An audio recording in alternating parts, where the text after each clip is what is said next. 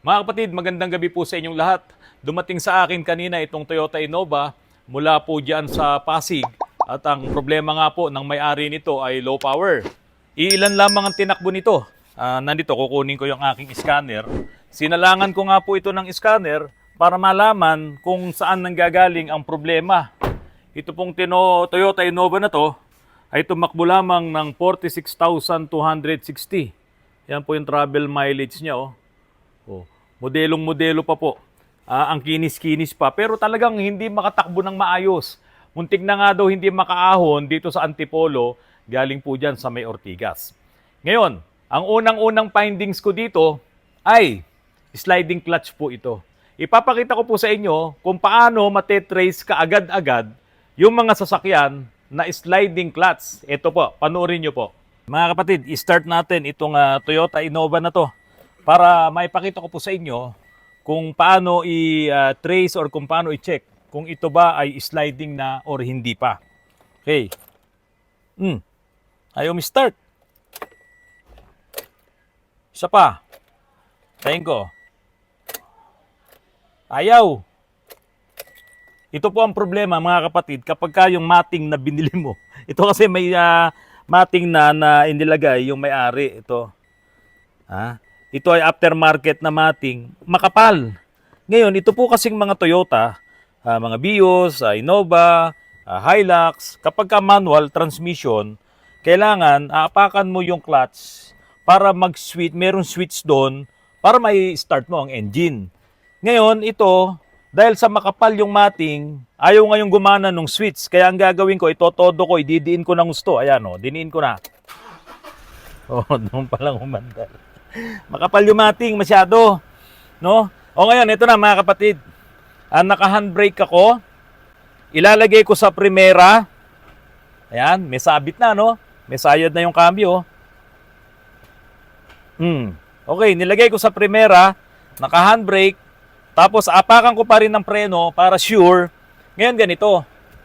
Kapag unti-unti kong inaangat ang clutch pedal dito sa paa ko rito, dapat yung kaunting angat pa lang, mararamdaman mo na nanginginig na yung engine mo kasi nga kumakapit na yung clutch. Dapat umabante ka na. Kaya lang nakaapak ako sa brake at naka-handbrake ako. Kaya ito dapat ay magbabibrate. Tignan nyo ngayon yung paa ko. Tignan nyo po Ayan.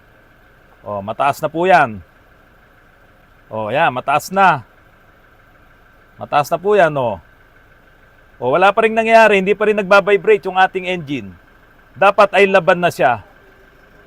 Ayan po, mataas na yung paa ko. Halos dampi na lang. Ayan. Mga kapatid, halos nakabitaw na ako. Yan po ay nakaprimera. Nakaprimera po yan. Slide na po yung clutch. Yun, namatay na. Ngayon lang kumapit. Biro nyo, halos natanggal ko na talaga yung paa ko dito sa pedal. Dapat mararamdaman mo na naglalaban yung engine saka yung preno. Kasi nga, kapit na yung clutch doon sa flywheel at doon sa pressure plate, umiikot na yon. So dapat, aswan na siya, yung main shaft, papasok doon sa ating transmission, kapit na doon sa spline, noong clutch lining, dapat iikot na, dapat aabante ka na. Pero hindi nangyayari dahil sliding na po yung ating clutch lining doon sa pressure plate at doon sa flywheel. Ngayon, ang delikado dito, posible na tinamaan ngayon yung flywheel nito. Kaya tayo ay magre-replace. Ngayon, ang sabi ko sa may-ari nito, all original po tayo. Dahil doon nga sa sitwasyon na yun na magre-replace tayo ng flywheel. Kapag ito ay nilagyan mo ng replacement, baka hindi natin mapalabas yung malambot na clutch. Ngayon, ulitin po ulit natin Okay? Apakan ko. Ayaw start. Ayaw. Ididing ko ng todo. Pakita mo, Glenn. Diding ko ng todo. Ayun. I-start na yan. Ayaw pa rin. Isa pa. Ayun. Todo na. Todo na yung apa ko. Okay. Cambio. Kakambyo ko. Okay. Primera. Naka-handbrake. Nakaapak ako sa brake pedal. Tataas ko yung pa ako. Pakita mo, Glenn. Taas. Ayan na. Mataas na. Nabitawan ko na. Wala pa ring pagbabago, hindi pa rin nanginginig ang makina natin. Dapat namatay na yan eh. Ito ay sobrang sliding na talaga. Ayun, maingay na oh. Okay. Buti na lang nakaakyat pa yung may-ari dito sa Antipolo. Galing siya dyan sa Pasig yata or sa Taguig. Ngayon mga kapatid, yung mga ganito, delikado din to ha. Pwede ka ring masunugan ng clutch, pwedeng umapo yan kapag ka yan ay napabayaan mo. So ngayon, bukas, ibababa na namin ang transmission nito. Ngayon mga kapatid, importante din sa mga manual transmission, total nandito na tayo sa usapang transmission ngayon, napaka-importante po ng ating mga manual transmission ay napapalitan nyo rin ng tamang gear oil. Kahit sabihin nyo pang bata pa, tulad nito, naka 46,000 lang ang tinakbo nito, ang recommendation ko dito, palitan na rin namin ng gear oil. Dahil yung stress na inabot nung clutch nito, yung clutch assembly nito na talagang nag-i-slide, nasunog na yan malamang, at nag-init na yan, ngayon yung transmission nito, siguradong ang gear oil nito ay medyo wala na ring kwenta dahil doon sa init na yon. Ngayon, kapag magpapalit po kayo ng gear oil ng inyong automatic transmission, piliin nyo po yung tamang gear oil. So dito sa manual transmission ng Toyota, nasa owner's manual naman yan, kung anong viscosity ang pwede nyong gamitin. Sa mga manual transmission, nagsisimula yan sa 75 to 140 W, yung viscosity. So dito, dahil bago pa to, pwede nyong gamitan ito ng SAE 90 na viscosity ng gear oil, at wag po kayong gagamit ng GL5. Bawal po ang GL5. Dapat po ay gear oil lang na GL4. Tandaan nyo po GL4 lang na gear oil. Hindi pwede ang GL5. Kasi po yung GL5 ayon sa pag-aaral, nakakasira po yan ng yellow metal. Marami pong mga brass na metal diyan sa loob ng inyong mga transmission, manual transmission, lalong-lalo na yung mga synchronizer. Kapag po ginamitan nyo ng GL5, masisira po yung synchronizer na yan at masisira, mawawasak po ang inyong transmission. Take note, tandaan nyo po, kapag po kayo ay magpapalit ng gear oil sa inyong manual transmission, dapat po ay GL4 lang or yung sinatawag nga na SAE 90 or SAE 140, depende sa laki ng inyong transmission. At depende na rin kung medyo luma na. So ginagamitan na yan ng mataas na viscosity. Lalo na yung pinangpapasada nyo, pinangninegosyo nyo, gamitan nyo yan ng medyo mataas-taas na viscosity para yung stress ng mga gears, stress ng mga bearing ay maalagaan nung viscosity, nung kapal nung viscosity nung gear oil na inyong gagamitin. Ngayon mga kapatid, may mga modelo or brand ng mga sasakyan na gumagamit ng engine oil tulad ng Isuzu. Gumagamit siya ng engine oil sa mga crosswind. Sa akin, walang problema yon. Kaya lang, kung hindi ka maalam at gumamit ka ngayon ng fully synthetic na engine oil sa iyong automatic transmission, masyadong manipis yun. Makawawa ang inyong transmission.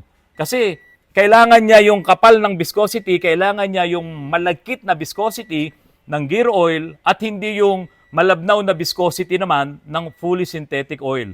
Kaya kung gagamit po kayo ng langis ng engine oil sa inyong mga manual transmission, siguro piliin nyo yung 15W40 na viscosity ng inyong engine oil na gagamitin sa inyong manual transmission.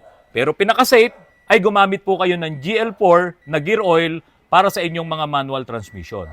Ngayon, pag-usapan naman natin yung mga ATF na ginagamit, ATF at CBTF sa ating mga automatic transmission. Mga kapatid, may nagtanong naman sa akin, ano naman daw po ba ang mangyayari kapag ang isang automatic transmission ay nahaluan ng ibang automatic transmission fluid? Halimbawa, tulad ng CRV na to, nahaluan to ng ibang klase ng automatic transmission fluid. Ano ba ang mangyayari?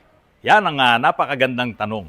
Alam niyo po mga kapatid, yung mga sasakyan ngayon, itong mga modelo, sabihin mong 10 years ago, yung mga modelo na yan, napakahigpit po ng mga manufacturers ng mga sasakyan na yan na dapat gamitin mo ang tamang automatic transmission fluid, yung recommended nila para doon sa modelo ng iyong automatic transmission. Tulad na lamang ng Toyota, yung mga gumagamit ng T4 dapat T4 lang ang gamitin mo. Huwag mong hahaluan yan ng ibang automatic transmission fluid. Tulad po dito sa Autorans, kapag ka mga Toyota na T4 ang gamit na fluid, hindi ko po hinahaluan yan ng Repsol na ATF3. Magkaiba po talaga yon. Ngayon, kung ang pag-uusapan, yung mga Dexron 3 na mga lumang mga automatic transmission fluid, okay lang yan.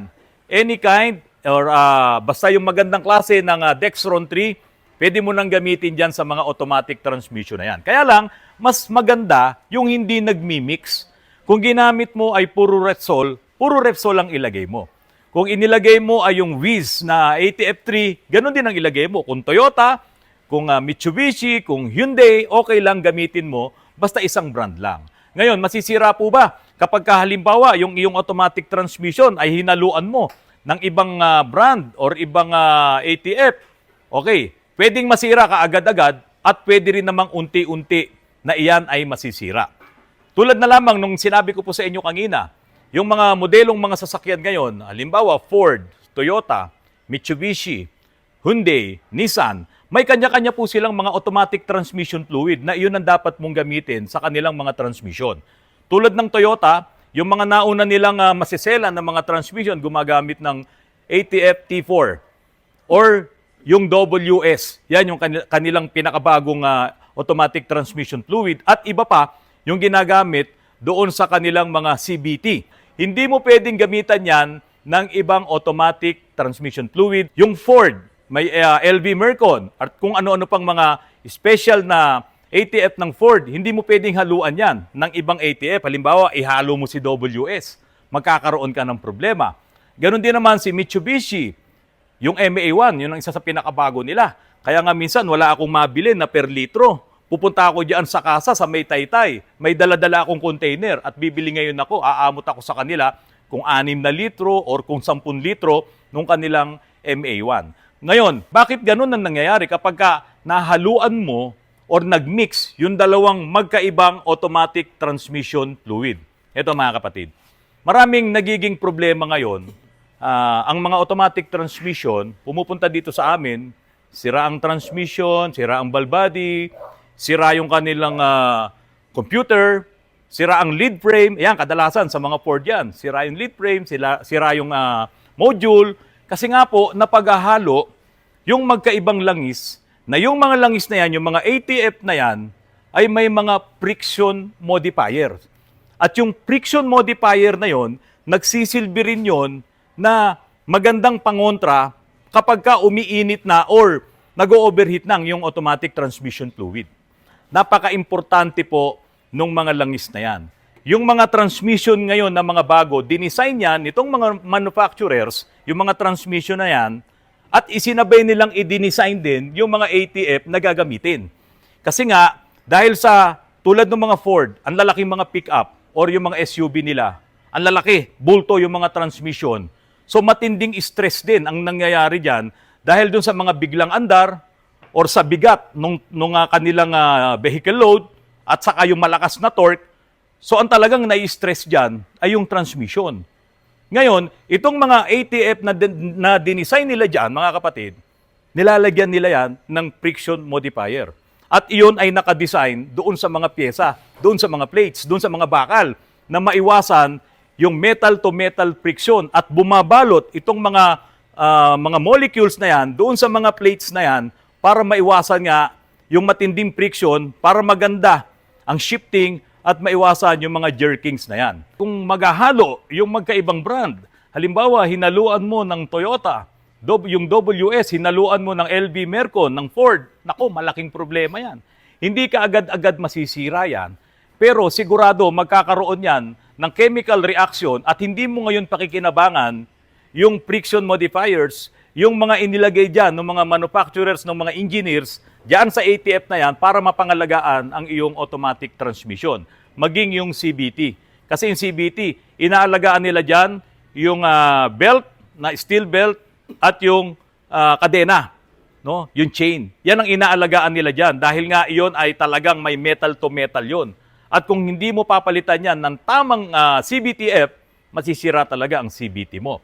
Ngayon, eto, pupunta ka sa isang service center.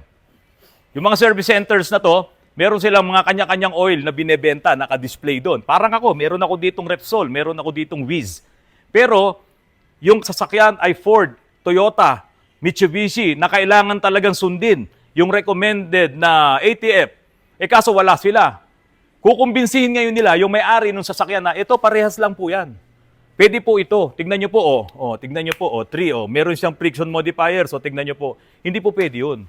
No? Wag na wag kayong papatol doon kasi magkakaroon kayo ng malaking problema. Kaya marami ngayon ang pumupunta dito sa amin, sira ang lead frame, sira ang module, sira ang valve body, dahil nga doon sa ang ginamit na ATF ay hindi yung kanyang original na ATF na nakadesign doon sa kanyang transmission.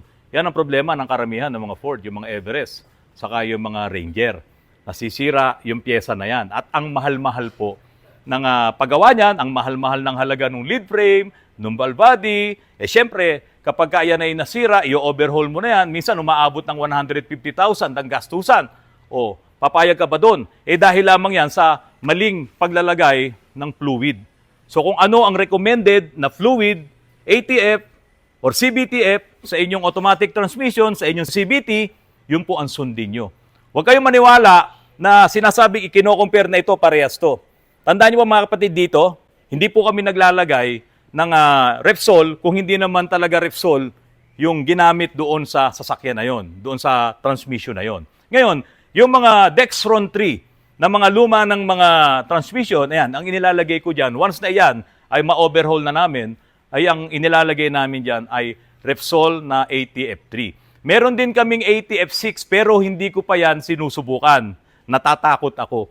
Dahil nga mahigpit ang recommendation, mahigpit ang instructions, ang warning ng mga manufacturers na huwag mong gagamitan ng ibang ATF yan at masisira yan. At naniniwala po ako doon dahil marami na po kaming ginagawa dito sa araw-araw na lang na pumupunta dito ang mga customers, sira ang kanilang mga automatic transmission.